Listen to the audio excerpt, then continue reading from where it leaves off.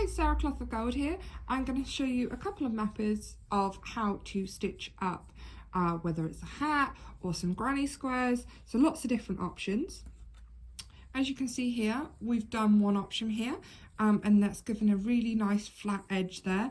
But equally, we can do a different way, which I'll show you in a second, which will give us a raised edge. So grab two things together, make sure you're putting them right sides together like you would with sewing. As you can see, you've got 4 loops across here. So we're going to go for the 2 loops which are the closest together. So really use that hook part of your hook.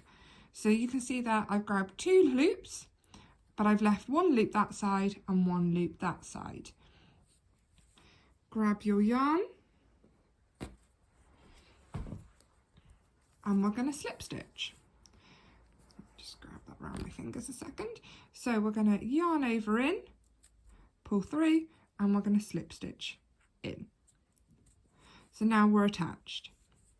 So now we're going to grab that next loop. So we're just going to pop that through there, and you can see I've left that loop down there, got one on there, got another loop on there. It can be quite tricky, but it is worth the time and perseverance.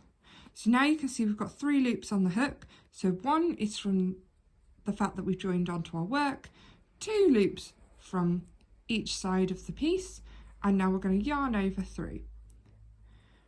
Now you have 2 options here. If you just want to slip stitch, you just pull that yarn through that you've just put onto the hook, or you can yarn over again and that will give you a double crochet. So we're going to yarn over. This method is great if you're doing a ribbed hat because it will give you a layered rib, so it won't look like you've joined the work. But if you were doing granny squares, for example, you probably wouldn't want this look because it will give you a raised edge, which you wouldn't have necessarily in your granny squares because your granny squares are really nice and flat.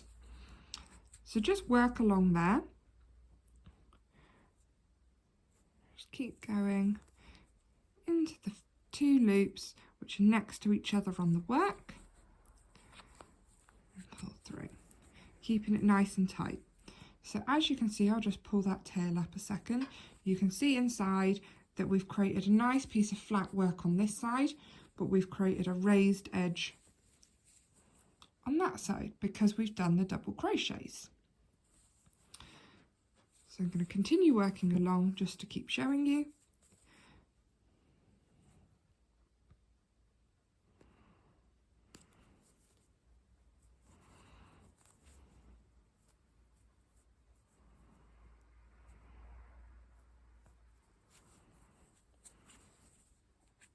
Like so. And you just work all the way to the end, and then you would just slip stitch it off. So I'm going to show you how to slip stitch it off right now. So you would go through your 2 loops as so, like you would. Go through, but instead of yarning over, you would just keep your 2 loops on the hook. Oh, be careful, because when you don't do the double crochet, you can lose the yarn quite easily. So let's just redo that all over again because you don't want to pull the wrong one.